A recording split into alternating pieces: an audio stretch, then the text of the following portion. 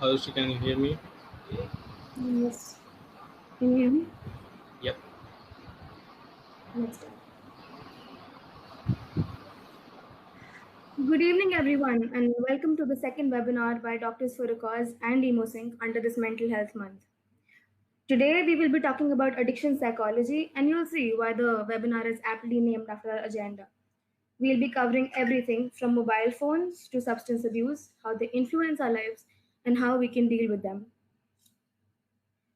For all our new members joining today, Doctors for a Cause is a non-profit organization run by medical students, primarily based in Kolkata, working towards a variety of causes. We aim to spread awareness and goodwill in people inside and outside the medical profession. Currently, we are observing this month of May as a mental health month, and this webinar is a part of the same. I am Arushi. I will be your moderator today. I am a third year medical student from Sri Ramachandra University, Chennai, and a member of Doctors for a Cause. Today, if you have any questions, drop them in the question box or privately to the in the option with chat with trainers, and we would address them in time. Before we begin, I'd like to hand over the mic to Azhar from EmoSync to share about their work. Thank you very much, Arushi. So, this is Azhar from EmoSync, a social digital platform which focuses on the mental well being and self development of individuals. EmoSync offers programs like focus group sessions, peer counseling by trained and certified professionals, and one to one consulting sessions from mental health professionals. So, Arushi, do I also cover the instructions for communication right now? Yes, please do. Okay, so as Arushi already mentioned, if you have any questions, feel free to drop them in the question box or in the private chat options. That is the chat with trainer option you might be seeing in the chat, and we'll be happy to answer your questions. Also, since a lot of people will be joining this webinar, we need to ensure a very efficient mode of communication. So we are going to follow some shortcuts in the chat box. First of all, let us refrain from posting anything irrelevant in the chat box. It might cover any important stuff there. Also, if the speaker is saying something and you agree to his point, you can put down K in the chat box. K stands for OK. If the speaker is asking a question and the answer might be in yes or no, write down Y for yes and N for no. And finally, if you have any point to raise, a concern, or something to add on to something that the speaker might be saying, put down an exclamation mark in the chat box. So that's basically it. Enjoy this session and let us know what you like about it. Over to you, Arushi.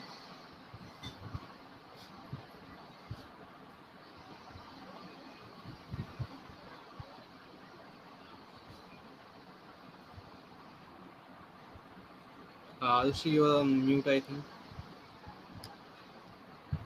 Thank you, Azhar. Now, on to today's session. Our speaker today is Dr. Tirthankar Guha Thakurta, a professor, a doctor, a researcher, and a popular name amongst the medical fraternity, doctors and students alike. Sir has kindly joined us today to share his outlook, views, and helpful tips for all of us. We welcome you, sir. Before we begin, would you like to share a few words? Thank you, Arushi. This is a wonderful opportunity where we can actually speak about a much not so commonly spoken about topic. Addiction, substance use, recreational use of drugs, they are having a kind of a upsurge in our society. And because of the social taboo that is attached to this, often we fail to recognize it, identify it in ourselves, and speak about it. So I think this will be a good opportunity for all of us to share our views and learn more things about addiction and substance use. Arushi. Indeed, sir. So now all of us have heard, processed, and grappled with this term addiction in our lives. So, what exactly is addiction, and how do we differentiate it from the leisurely activities we like to do for fun? Fine. See, addiction typically has a few pointers or highlighting features that a casual use or recreational use of drug does not involve. But we have to understand that this is a spectrum. Say, for example, a person starts taking cigarette or alcohol or cannabis on recreational basis. The person is only smoking or drinking only when there are friends around, and the frequency can be as little as once in 4 months or 5 months. Now, to trace this habit up to a habit where a person cannot live with that substance is basically addiction.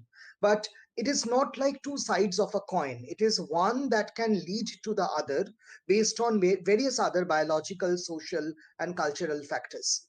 To make things more simple, a recreational use of a drug sometimes gives a patient a emotional boost or surge. Whether that is helpful or not is subjective, but what it gives is an instant gratification or pleasure. And this pleasure or boost helps the person achieve the kind of relaxation that the person is willing to achieve. Casual use of drug does not involve specifically withdrawal symptoms. So if a person is going out to have a dinner and drink at a party, doesn't mean that if the person is not availing alcohol on the next few days, there will be withdrawal symptoms. So recreational use will definitely never cause a physical or psychological withdrawal. This is a very important demarcation line between recreational use and addiction. Biologically speaking, for those who are acquainted with neurobiology, we know that addiction involves a part of the brain known as the striatum. Very interestingly, very similar to what I just now said in simple words, when we use a drug in a recreational manner, it tends to stimulate the ventral part of the striatum. That is associated with a boosting up activity.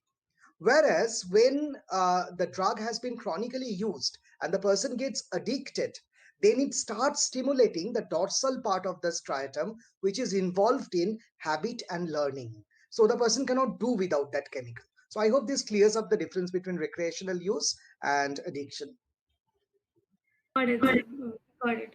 So, I wanted to know, sir, how do I know I'm addicted? Like, what are the telltale signs, and what is the role of instant gratification in this process? Well, addiction in general involves pleasure and gratification because addiction involves a very primordial, a very primitive kind of neuronal circuit where pleasure begets more pleasure and then it becomes a vicious cycle, a learning cycle.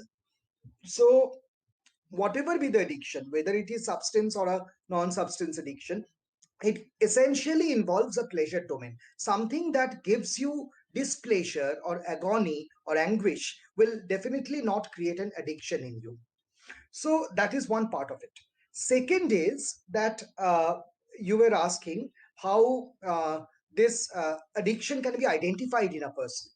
Now, individual addictions come with individual identification features, but there are some features that are common to all kinds of chemical addiction. For example, I can mention alcohol addiction as a prototype and then compare this with the other forms of addiction. There is a very common questionnaire we use in psychiatric practice that is known as the CAGE questionnaire. So, CAGE is an acronym, it's a short form for 4 words. The first characteristic of alcohol addiction is C for cutting down. So, the person will constantly say that I'm trying to cut down on my drinking habits. It shows an inner conscience that the person knows that it is causing harm to that person, either socially or financially or physically. So, in spite of knowing that it is harmful, the person is consuming that. This leads to the cutting down behavior. Second is A for anger or aggression. So, whenever you challenge or question the person about the drinking habit, the person will say that this is none of your business. This is my money. I'm spending my money to buy my own alcohol. I'm drinking in my own place. And in this way, the aggression acts to cover up any form of explanation that the person might need to give for the drinking habit. Third important thing is the G, which stands for guilt. So, when these two things add up, the person becomes very guilty and can openly express that it is because of them that the family is suffering or they are losing a job or some kind of a problem is happening, and they feel that they are at the core of this problem. And finally comes when the physical addiction takes over, Then comes E. E stands for an eye opener dose. That is the person who used to take alcohol probably in the evening or at night now requires a morning dose of alcohol for his nervous system to start acting, to start booting. So that is a very serious form of physical dependence on the drug. A variation of these features can be seen in most of the drug use. Depending on the chemical nature, of course, the specific signs and symptoms will vary. But whenever you start feeling that you need to cut down, when your inner conscience is saying that you are doing something wrong, when you understand that you are guilty of depriving yourself or the other people of the benefits that the excessive addiction is cutting you down off, and particularly if you need a constant dose of that drug to work properly, to function properly, these are very significant indicators of physical and psychological dependence. Yes, sir, we understand. So, at the same time, the question arises that while these indicators we can differentiate who is addicted, why is it that some people don't get addicted with the similar exposure in the same circumstances? See, there are many biological, social, and cultural variables that cause or help a person develop an addiction. So, as I said, that addiction typically involves the reward circuits of the brain or the pleasure circuits of the brain. So, at a very complicated biological end, if the person's brain is not responding to that chemical, so if there is some kind of a genetic polymorphism where that particular drug does not act on his or her brain, then that drug will never cause an addiction. So there are people who are non-responders to certain kind of chemicals, and they are actually very less prone to develop that kind of an addiction. Simply speaking, that chemical doesn't give them a boost or kick. So it never causes pleasure or gratification, and therefore it never leads to addiction. Second is, of course, the social and the cultural milieu or environment in which the person is growing up. So, like studies have shown, children whose parents, either of the parents, are smoker, they are 90% at a 90% greater risk of being smokers when they become adults. Because you know that there is, it's not like they are just copying their parents' behavior. It's not as simple as that. It's more like there has been a social conditioning that smoking is a taboo. Even then, maybe the person will not smoke in front of the parents because of cultural non-sanctioning, but the person knows that smoking is something that they did and they survived. So there is a kind of a passive approval to the habit of smoking. So this is how social approval works.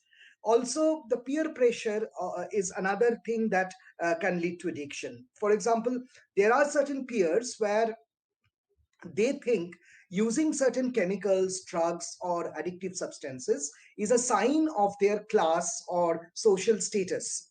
And these false indicators often put pressure on the rest of the peer members. Like, for example, they can claim out of their own image of a masculinity construct that if you do not smoke, you are not a man enough, or if you do not drink or particularly drink a particular kind of alcohol, you are not man enough, or if you do not go to a shopping mall for binge shopping, then you are not a girl enough. If you do not have a particular brand of thing, you are not human enough. So these uh, class and class based or niche based characteristics, which are more representative of an elitist mechanism, that Yes, can sir. also operate in developing certain habits in order to belong to that community. So the person finds solace in thinking that if I do this, I'll be accepted in this group, and let us do this. Yes, sir. And this is something that is really prevalent, especially in our generation. So now moving on. So are there any different types of addictions that we can experience apart from the ones we usually know of? Yes, there are actually different kinds of addictions that we can talk about. So, say for example, I can actually give you uh, an insight into this, if this is visible. Is this visible, Arushi? Yes, sir. Yes, So sir. you can see that there are actually a more detailed classification of addiction, but broadly, addiction can be a chemical or substance addiction, or it can be a behavioral addiction. A chemical or substance addiction essentially refers to an addictive chemical substance, like it can be alcohol, cigarette smoking, berry smoking, cannabis, caffeine. On the other hand, the behavioral addictions are kind of uh, extreme compulsions to perform a certain behavior and which also gives them gratification. Say, for example, being constantly in touch with a mobile phone, and the lack of the mobile phone will cause distress in that person, or constantly checking out on the notifications of social media, uh, playing video games to the extent that the day to day activities are hampered, doing excessive online shopping and then repenting later on, but then again binging on the same cycle again and again. And then online gambling or even offline gambling. So these are examples of behavioral addictions which do not directly involve the use of a chemical, but the biological, social, and cultural constructs of them are very similar to that of a chemical use. We might even say that these things prevail with the sense of gratification that they give to us. Yes, of course. So now, sir, now for our audience, so we put out Instagram response, a question box on our Instagram and through our EmoSync forum. We received some questions and some cases. So we are going to share a scenario with our audience to think about now. Okay. So that question will be live, will be going live now, Okay. and we'll put up a poll soon. And whatever answer you guys think is the most suitable one, answer in that poll, and we'll start responding.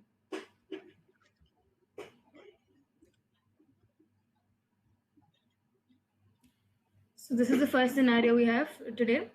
So this is a 21-year-old university student. So he had started smoking casually with his friends for 2 years back. Now the person is so dependent on smoking that they need to smoke 2 packs of cigarette every day. And they did not realize when this began, this dependence developed, but they want to know how to get out of this habit. So the options are: A, quit smoking today; B, seek professional help; C, use nicotine gum or patch; D, join a support group; E, use your motivation. And if you think it's something else, there's an option F too. So the poll will be going live anytime soon. Is the screen visible to our audience?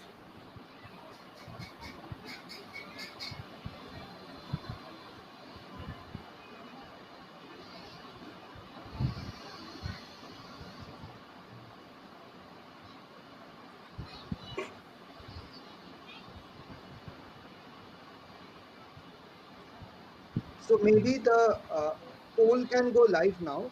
So, Sir, the poll is live already. People are responding. okay, okay, okay, great.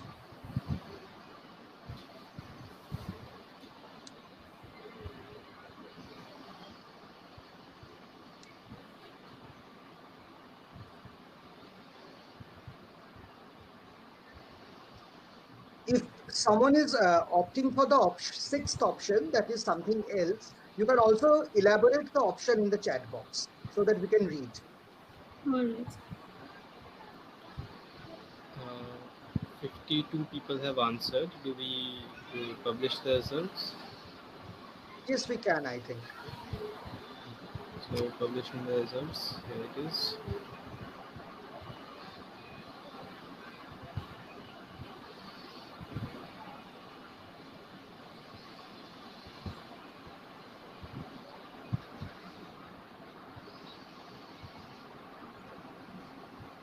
So most of the people believe here that the person needs to seek professional help.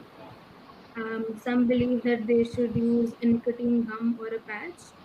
And we also have 20% people voting that they should use their motivation, and others also say that someone should they should quit smoking or join a support group. So what do you think should be the way out? So I find that the option that has been selected most is B, and option B here read seek professional help. Now, see, when it comes to any kind of addiction, professional help will definitely work. And you might require both psychotherapy as well as behavioral therapy. When it comes to nicotine addiction, the main problem is the easy availability of the cigarette because it's almost available everywhere. And because nicotine is a very strong addictive, it's very difficult to get rid of it. Nowadays, we say that out of all these options, all of which are actually important, it's very important to be motivated, because without motivation, cigarette addiction does not go off. And if it doesn't help, professional help is the next thing you should seek, because there are certain kind of drugs that we can use to cut down on the craving for cigarette, and that can actually help boost up the motivation. So Arushi. Yes, so got it. So this is what we need to keep in mind. So we've already discussed about the stressors, so like the education and the peer pressure, how they influence. An important question that arises with the current scenario is that how does lockdown affect our addiction related behavior? Yes, lockdown actually can have two extremely opposite kind of manifestations in relation to addiction behavior. A is that this lockdown will make people extremely bored, and the person will usually become very depressed because of lack of activity. This can lead to a beginning of a new recreational use of drug, or even aggravation of the previous use of the chemical. On the other hand, if the chemical is not easily available, the lockdown also makes it very difficult to procure that chemical on which the person is already dependent. And this can even lead to withdrawal symptoms. So there can be actually both ends of the spectrum, increased dependence as well as withdrawal symptoms. Yes, so this is like we probably didn't realize this, but yes, it can come in both ways. So I think these insights are going to be helpful for all of us to manage the difficulties whosoever is facing them. So if there are any questions from the audience, we can take them now.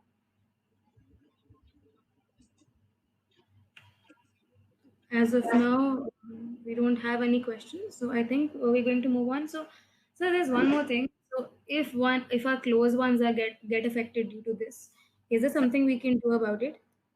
Yes, of course, because as I told you that family support and social support is very important, particularly in the post-rehabilitation phase. Like, the biology of the addiction can be treated with drugs, but not the sociology of the addiction. When a person is gradually de-addicted at a rehabilitation center, maybe the body is no longer craving the drug. But remember that the person will come back to the same external surrounding with the same friends, back to the same economical and emotional problem, into the same family.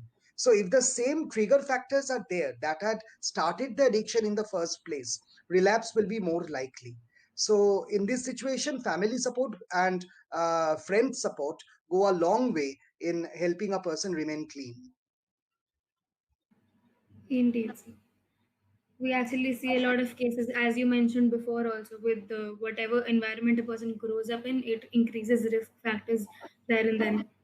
So now we're going to move on to the next segment of our webinar today.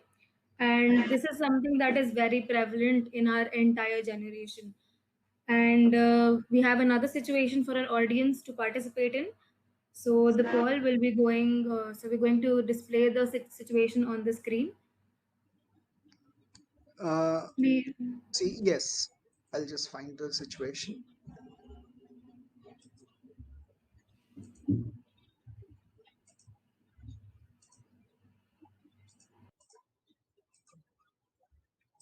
So, audience, if you have any questions during this, if you want to ask something privately or from with everyone, you can send us a question in the chat for trainers option or in the chat or in the questions box, and we'll be addressing it in time. And can everyone see the screen right now?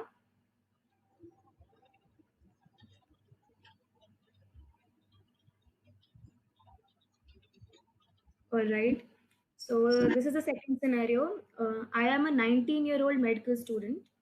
I have developed a serious attachment to my mobile phone. Like, I cannot think of spending a minute without checking my WhatsApp or Facebook notifications. If accidentally I leave for college without my phone, I start getting palpitations and have to rush back home.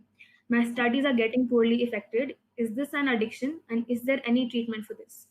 The options for the same are: A, deactivate your SIM; B, seek professional help from a psychotherapist or a psychiatrist; C, start reading books and articles on the issue; D, develop a different hobby for diversion; E, there is no treatment for this; F, something else. So the poll will be going live anytime now. I request our audience to participate.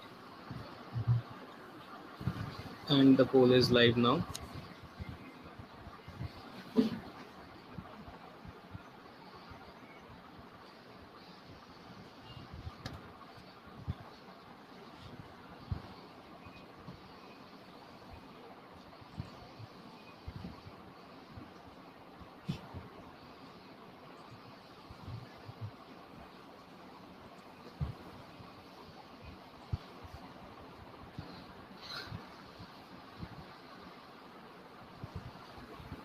In the Okay. meantime, I can help in answering one question that is in the chat box.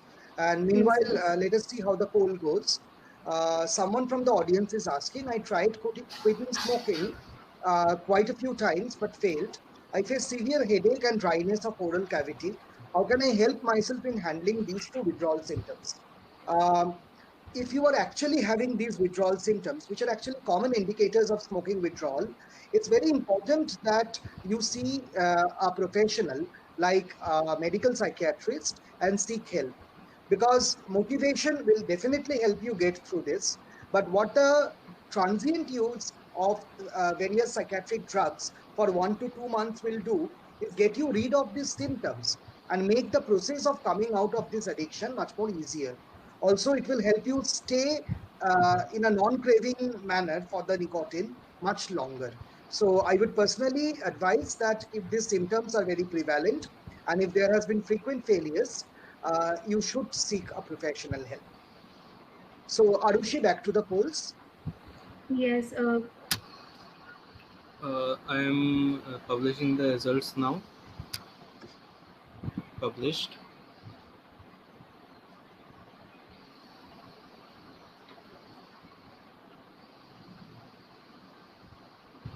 So we find that maximum number of individuals have voted for option D. That is followed by B and C. No one has voted for A and E. So let us get back to the options once again.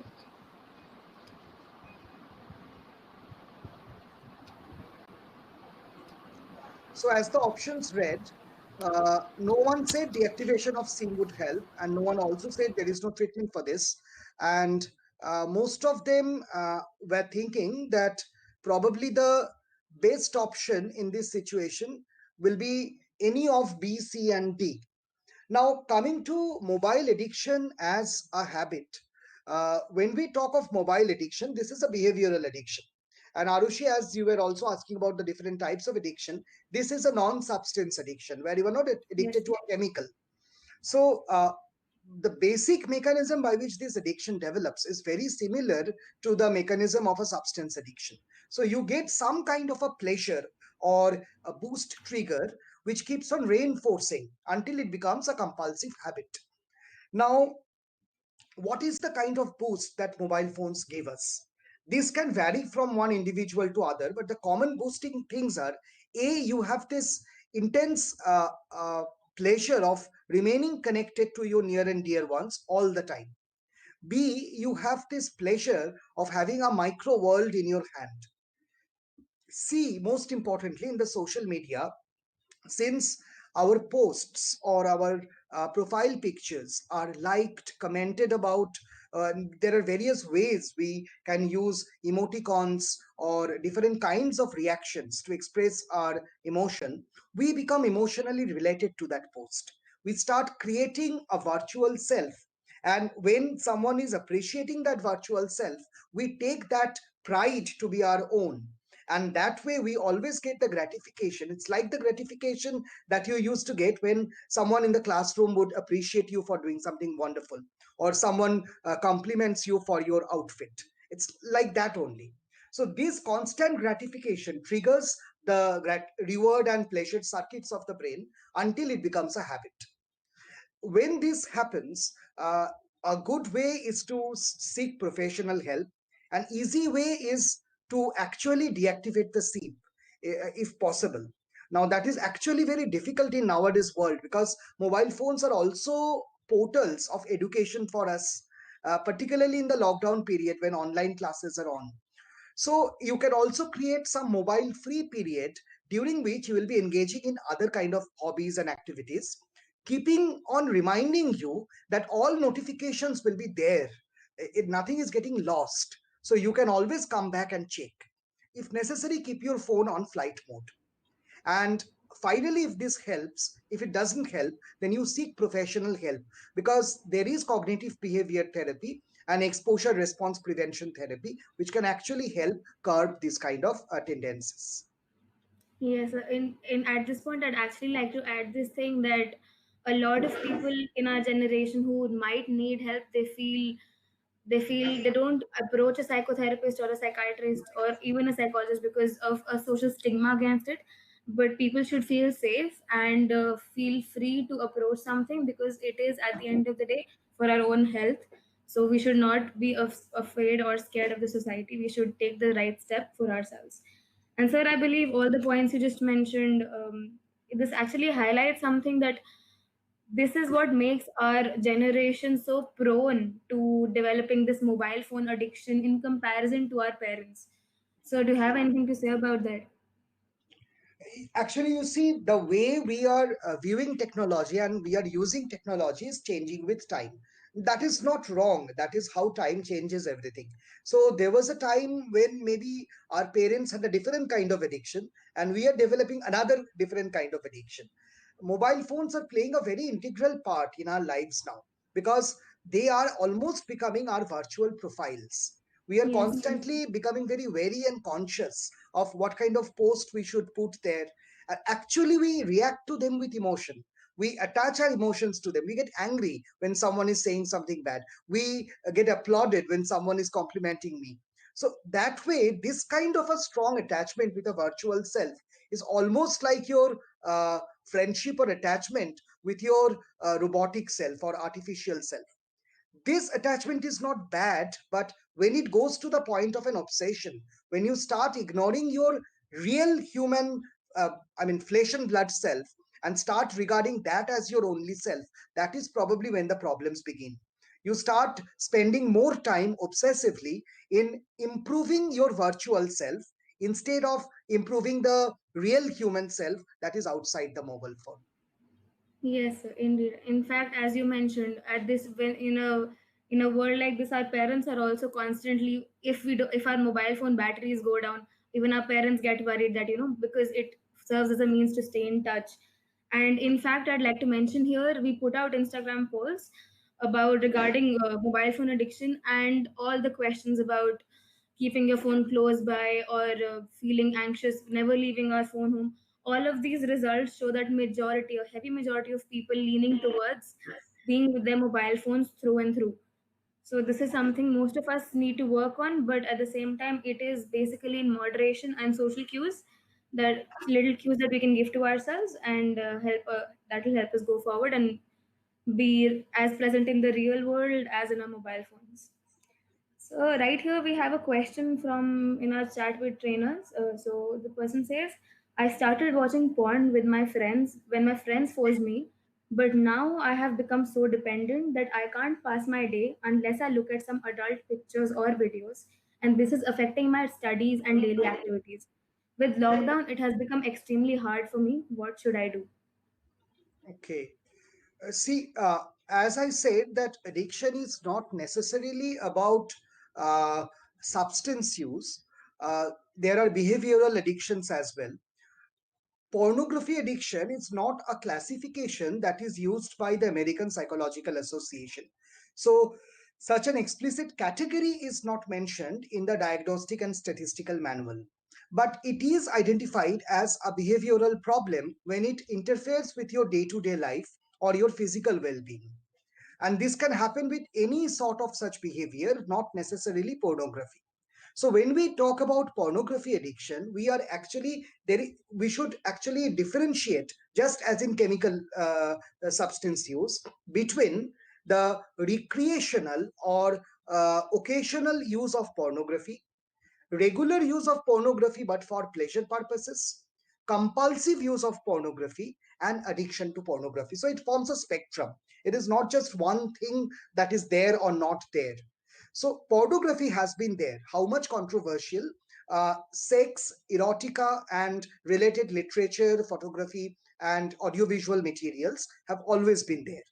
With the uh, upsurge of this internet revolution, now pornographic material are more readily available to us.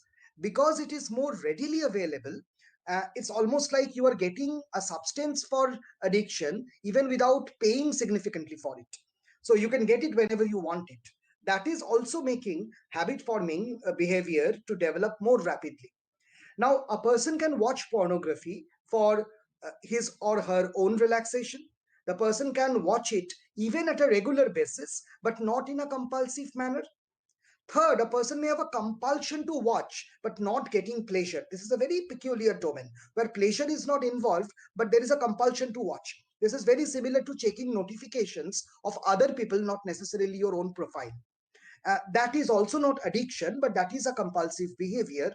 And fourth, when it grows into a compulsion, you start watching pornography in inappropriate spaces, in the class, in the library, in the public transport. You get arrested for that. You get accused of that, but still you cannot cut down on that behavior. Then you understand it has gone to the level of addiction.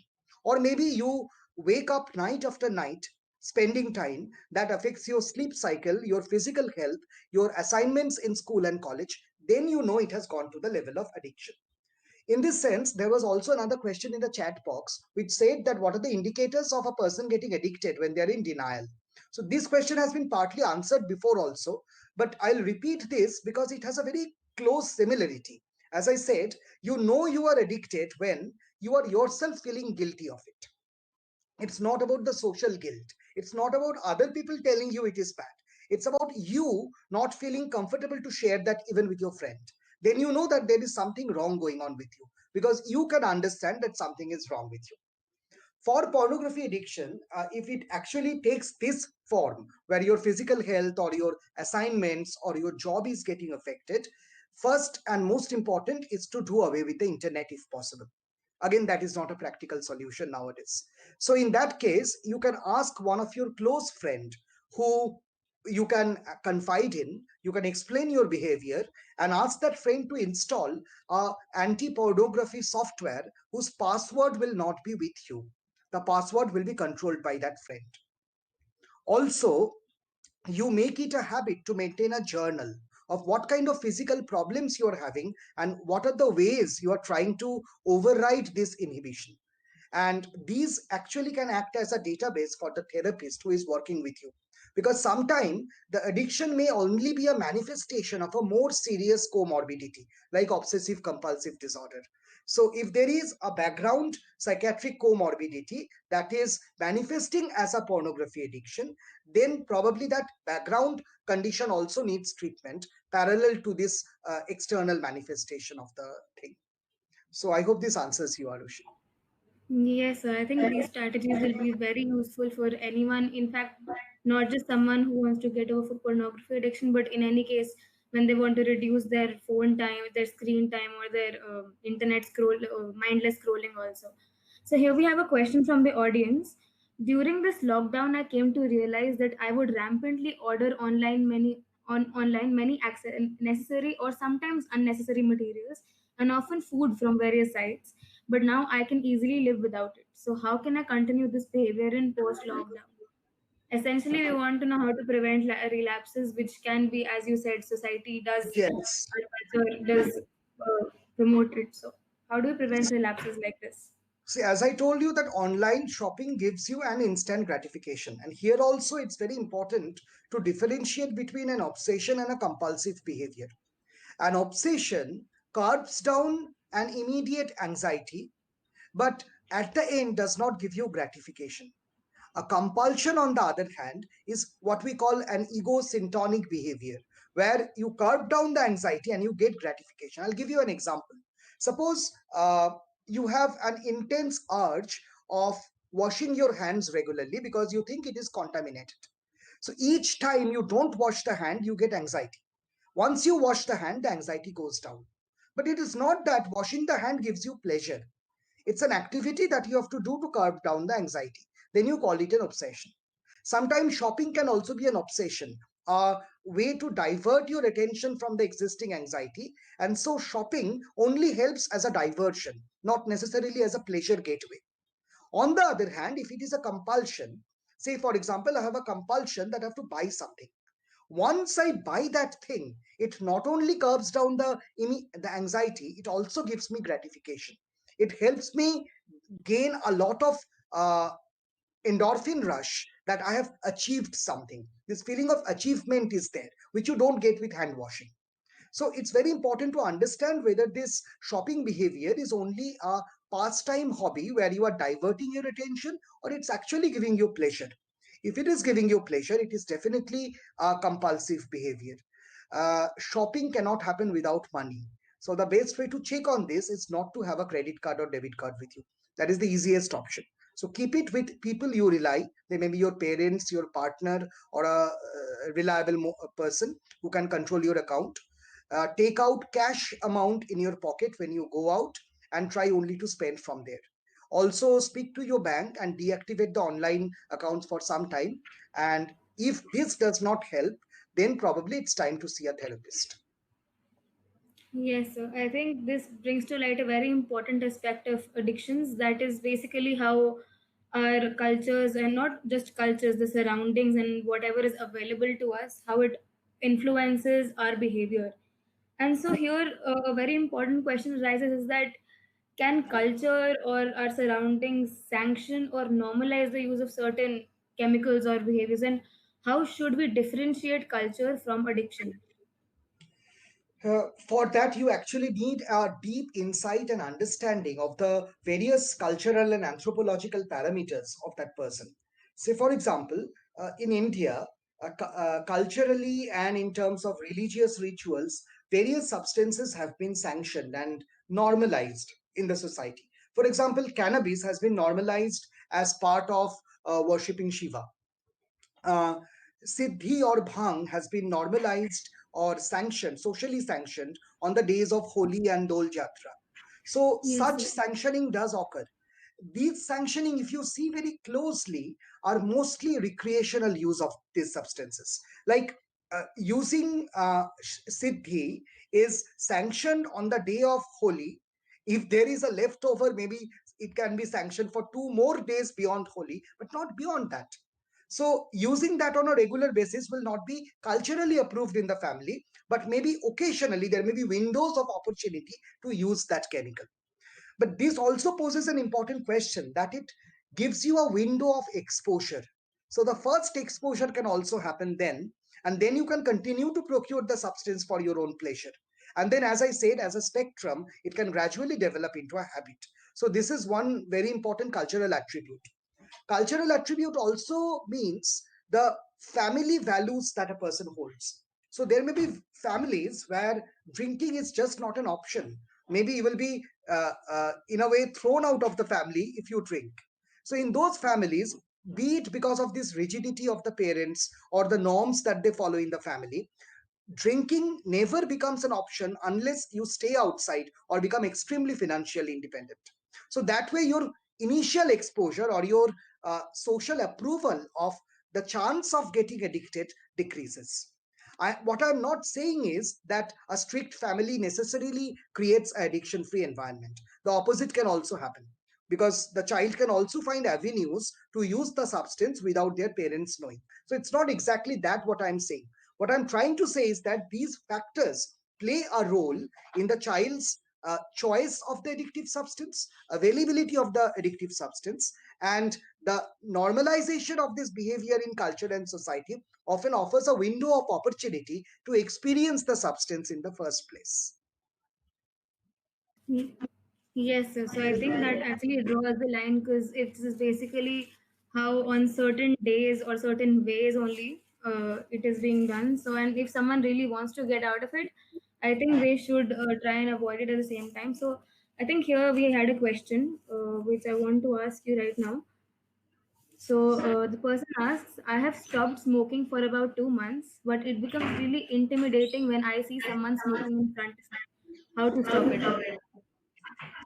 Uh, can I get the question once more? Yes, so the person says, I have stopped smoking for about 2 months, but it becomes really intimidating when I see someone smoking in front of me. How to stop it? There is no way to stop it. If the person is known to you, then you can request that person or even urge that person not to smoke. If the person is not known to you, then if that area shows a sign showing that smoking is prohibited, you can actually bring in law into action.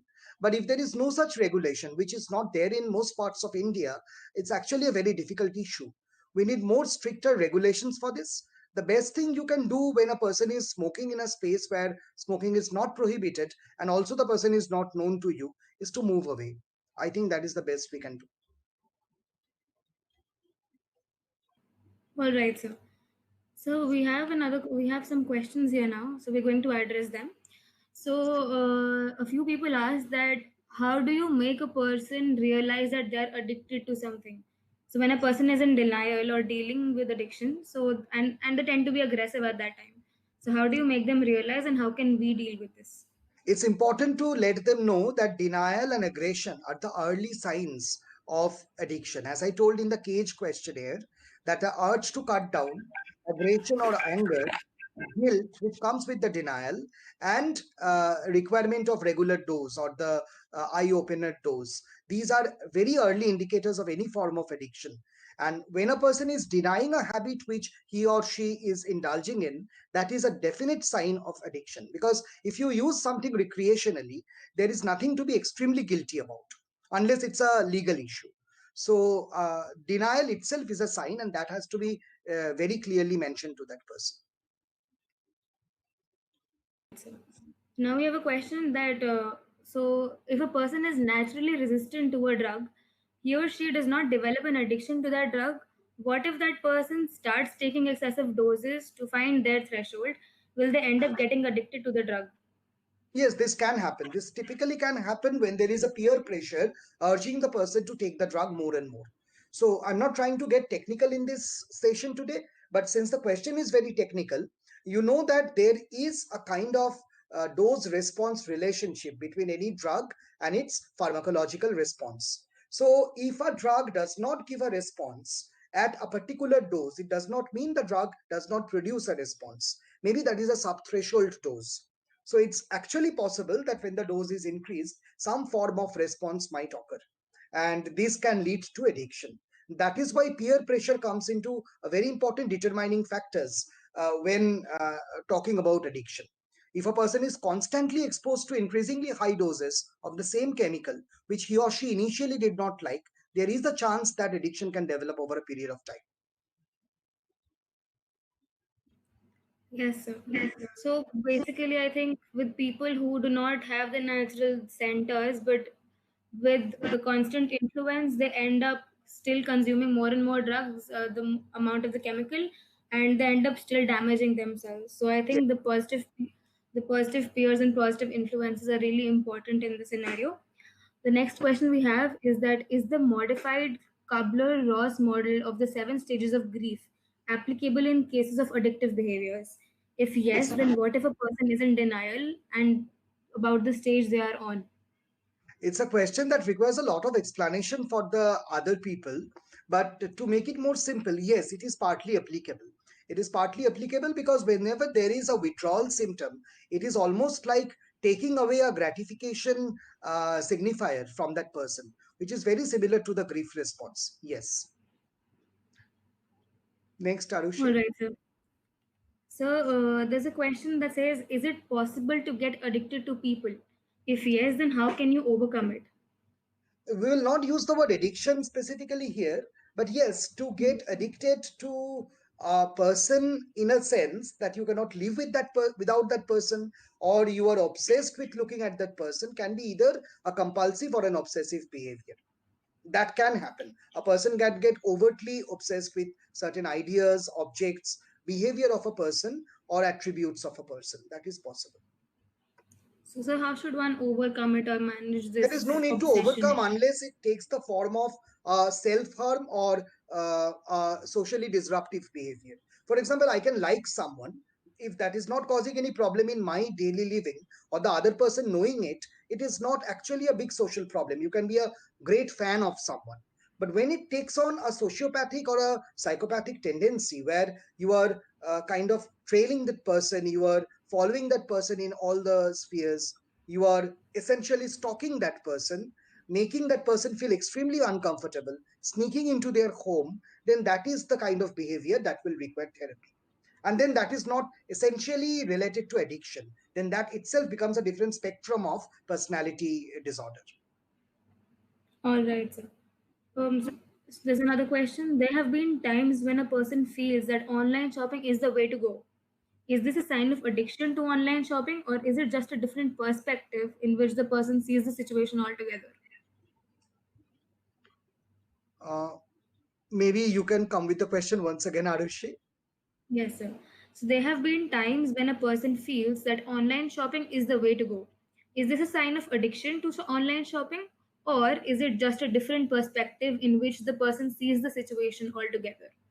So it's the total amount of shopping relative to your requirements and affordability that matters. So we cannot actually quantify shopping by saying you have to shop this much and this is normal and that is not.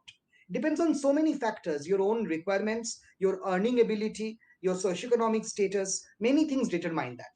And substituting offline shopping by online shopping is not an addiction. It's only a different way of procuring the same thing. All right. So basically, we need to monitor the fine line between the addiction and the leisurely activities, as we said before. Actually. Next, we have a next we have a question that says how to identify when your mobile phone usage has reached the level of addiction. When your grades fall, when your sleep is hampered, when your relationships get hampered, and when you think that in a social circle where you meet only once in a while, you are not speaking to people but still glued to your mobile. These are very early signs. Yes, sir. I think there's also we also I think the increased use of mobiles also ends up hampering the distress. It hampers our social relationships and ability to communicate. So I think just keeping an eye out for these things, as you just said, is going to be really helpful. Next question we have is, sir, what should a person with constant need for validation or the urge to outshine others at times, if not in comparison to others, do? So is there if there's a This is constant firstly, it is not related to addiction though. But means any kind of behavior that requires validation is not necessarily addiction. Honestly, addiction does not require validation. It disapproves validation. And well, I'll answer this question. Now, if a person is having a constant need for validation, it's very important. I think it's personally beneficial for that person if the person visits a psychotherapist, not for treatment necessarily, to evaluate what is the inner personality attributes of that person. Sometimes we have reasons for which we seek validation. Sometimes it can be a defense mechanism, and sometimes it is a personality pattern like a dependent personality which can lead to recurrent validation. It's not that everything in the world will require a treatment. You can be the kind of person that you are, but knowing the kind of person I am, knowing my own strength and weakness will help me work better on that. And maybe then that will help resolve the issues for which I'm actually seeking validation and gradually get over it. Yes, I think this is an important aspect that influences our mental health because people often end up overdoing things or just pushing themselves to an extent whether a mental health gets affected just in this competition to outshine. So this is something that we really need to keep in mind. Thank you for sharing that. Next question we have is how should a person break out of the instant gratification cycle? That is very difficult because the instant gratification cycle is imprinted into our neurons. That is how we have grown up. Because we liked a particular fruit, now in agriculture we have that kind of fruit being overproduced. Because we disliked a particular kind of fruit that was never cultivated. So in the from the beginning of the hunter gatherer lifestyle to the agro based lifestyle to the industrial lifestyle, you can see at a very broad in a very broad way, things are driven by the reward and punishment circuit. I'm not trying to look very materialistic in this, but even spiritual gains have their own rewards. So when you do something that is apparently good, you do it because it gratifies you. When you do not do something which you think is morally wrong, you do not do it because doing that will cause a moral punishment to you. So that circuit is embedded in us. You cannot get rid of that. What we can do is we can use that circuit in a way in which there is a scope for betterment, There is a scope for being non-judgmental and scope for not harming others. So it's almost like asking, how can I make the heart stop? You cannot make the heart stop, but you can use the pumping activity of the heart and the oxygen that it delivers to the tissue for use that you want. You can use it for killing someone using the ATP, or you can also use it for creating something new. So use the reward circuit to develop habits that you think are good. Use the punishment circuit to reinforce the fact that certain behaviors are not done. And that way you can build up the kind of person, the kind of persona that you want yourself to be. But it is absolutely impossible to break out of the instant gratification cycle. Yes, I understand. There's one more thing I'd like to add here. Like sometimes many of us end up giving up our present time to the instant gratification cycle, like getting likes on a social media or getting responses to the messages, because we see the momentary pleasure in that, which is what is we're seeking at the moment, which is the instant gratification. But if we think about our future goals and how this will affect in a long term, maybe we can use that to motivate ourselves for a reward towards the reward cycle, and on the other hand the punishment cycle. So Absolutely. next question we have is that it is generally said that when a lady uses mobile phone too much during pregnancy, the child also gets addicted to the mobile in the coming days. Is this true or a myth? There is no study to validate this. Although there has been studies that uh, the fetus, after the hearing faculties develop, can actually recognize certain musical patterns. There are doubtful evidences for this. There are also evidences that certain kinds of amino acids that were dominant in that mother's food also trigger kind of pleasure behavior in the child when they grow up. But these are all under study. And this kind of a specific association between a mother using mobile phone and a child using mobile phone, I don't think that has been validated by meta-analytical studies. All right, sir. There's another question, and I think we'll have to reinforce here. So it says that is addiction purely negative or is it like 50-50? What do you have to say about that? It totally depends on the way in which you look at substance use. It totally depends on your own cultural perspectives. Now, to answer this question, let me answer one thing. Although I am technically the speaker today, it doesn't mean that my standards of morality will apply to everyone equally. That will be totally wrong to assume. I may Yes, differ with you on certain regards. You may differ with me on certain regards. So, when you are asking me whether it is good or bad, or in a 50%, 50% situation, it actually is asking me whether I validate the behavior. Now, when it goes to the extent of addiction, by definition, which compromises with your physical well being and social well being, then definitely I do not approve of that personally. And when you talk of recreational use, again, to what extent you are using, what chemical are you using, and how is that impacting your outcomes in the life matter. There is one thing to be remembered. Although recreational use of drug can be relatively much safe than addiction, but it comes with its own hazards. If you accidentally drive when you are using a recreational drug, you pose yourself and others at the risk of traffic accidents. Even if you walk back home, there is a chance of accidents happening. There is a chance of wrong decisions like online transactions and gambling taken while under recreational drug. There are chances of relationships being ruined because you can say something under the effect of the drug which you would otherwise not do. And also the chance of non-consensual sexual activity increases when a person is using recreational drug. So it does not come out of hazard. So once these hazards are taken care of, then the question comes whether it can be good or bad. But mostly it comes with these hazards. That is why I think use of such drugs always come with a warning sign, whether recreational or addictive. yes, sir. Makes a lot of sense. So the last question we have is an introvert person might use mobile phone in crowd as a method of escape, and eventually they get addicted to it. What can they do to prevent this addiction? See, here the question is itself building a cause effect relationship. I don't think this cause effect relationship is a validated cause effect relationship. It is true that an introvert person can use a mobile phone to keep themselves busy in a crowd, but that does not necessarily mean that it leads to an addiction because rest of the time there is no crowd. So it's like a justification rather than an association. So the person is definitely not living in the crowd, that the person is compelled to use the mobile phone all the time. There may be other reasons for which mobile addiction has developed, and it should not be justified on being introvert or extrovert. Yes, sir. Okay, so we have one more question here. The need for going to a psychotherapist is appreciated by me, but I can't tell my parents about it. Hence, getting the money to pay a professional is stopping me from actually seeking one. What can I do about this? Going to the professional can entail money, but also there are various non-government organizations, support groups, and voluntary organizations working. Also, in the government hospitals, the psychiatry OPDs are almost free. So, if you need service, actually, you can get in touch with Doctors for a Cause or EmoSync platform, and we'll be very happy to guide you to areas where you actually do not have to spend a fortune or maybe not spend anything at all. Yes, sir, that makes a lot of sense, and I think this is very important also for a lot of us in the audience today.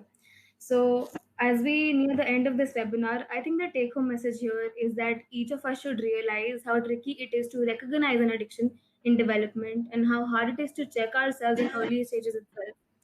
But I'm sure that the outlooks you have offered, sir, they're going to help us recognize the red flags in time and tame our pleasures before they haunt us in the form of demons.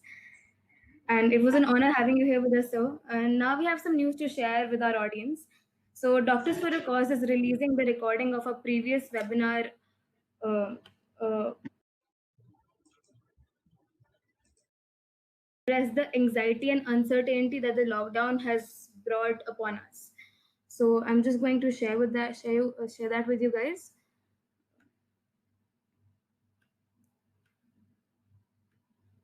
So the screen, just a second. So the link will be provided to you in the chat box. So please check it out. And we have already addressed the anxiety issues that we have developed in lockdown and that. The video link is on YouTube. We'll share that with you. And before we end the session, I would like to hand the mic over to Azhar to tell our audience about the EmoSync initiative. Yes, thank you very much, Arushi. So as many people already know, EmoSync has been doing targeted webinars for this lockdown period called Lockdown Blues series. And tomorrow we have one such webinar called Back to School. Can we please have the poster on the screen? Is it not visible? No, the instant gratification poster is visible. You might need to change the window. Yeah, now it's visible. Is it Yeah, visible? so yeah, it's visible. Thank you, Arushi. So about this session, um, the session has already been launched on Facebook. Now, when we talk about our school life, we often think about many things. It brings back different memories for all of us. It might bring back the warm memories of running in the playground or jumping in a puddle of a rainy day, or maybe bottled memories of being bullied in the classroom or being shamed for your wrinkled shirt. So for this, we are having a discussion with different professors as well as students to know their perspective on it. As the speaker, we will be having Sharon Noshen, who is an assistant professor in the Department of English in PKHN Mahavidyalaya under CU. He is a believer that poetry liberates, and hence students, irrespective of their aspirations, should be taught to appreciate poetry from a young age. Hence, humanities to him must be learned as a stream and as a way of life. As a moderator, we will be having Dr. Tirthankar Ghotakurta, who does not really require an introduction. We have seen how he can speak, how he can think, and how he can impart his knowledge onto us. So the registration details can be found on both EmoSyncs and Doctors for a Cause's social media platforms. We will also be sharing this particular poster with the speaker details very shortly. Do come, do enjoy this session, and let us know how we can help you. Back to you, Arushi. Thank you so much. All right. So lastly, I think our audience can follow DFC and EmoSync on Instagram and Facebook, and social links will be put in the chat box for everyone to check out. Lastly, I would like to share a bit about the mental health month that we are observing right now.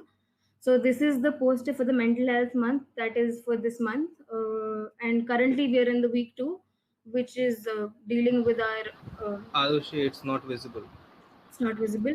Let me check it out. Is it Yes, it is. visible now? Yes, yes, yes. So this is the so under the mental health month that we are observing, we are also taking a creative expression portal for all of our audience and all the people, in fact, any field. So you can submit your entries, poetry, write up, any artwork, anything, music, song, whatever way you want to express yourself with us, and we'll share it with other people. Also, you can check out our socials.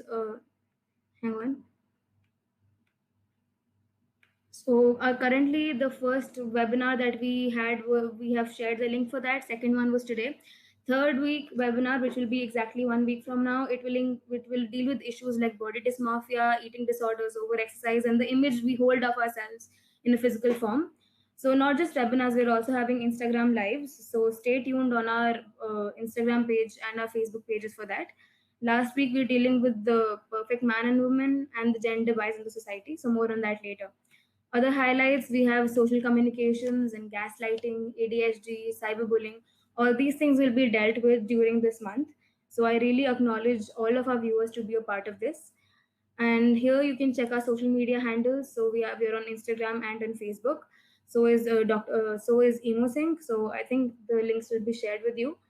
And I actually all of us look forward to your participation, and we'd love to hear from you. Any reviews you have, any feedback, any entries, anything creative. So do reach out to us. The social links are there. And if you want to reach out to me personally, my email ID is given on the screen, and so is my Instagram handle. So you can always text me whenever you need to, if you need some clarification about Doctors for a Cause or EmoSync or anything else. Do follow us because as I said, we're involved in a lot of initiatives to do something well for the society inside the medical fraternity and outside. And I really hope everyone enjoyed the session and gained at least something useful and helpful out of this webinar. If you like the session, please join us again next week for our third mental health webinar on issues regarding body image, as I told earlier. In the meantime, we will be hosting polls and lives on our Instagram page. More details will be posted right there. So do follow us. Until then, stay happy, healthy, and safe. Team Doctors for a Cause and EmoSync.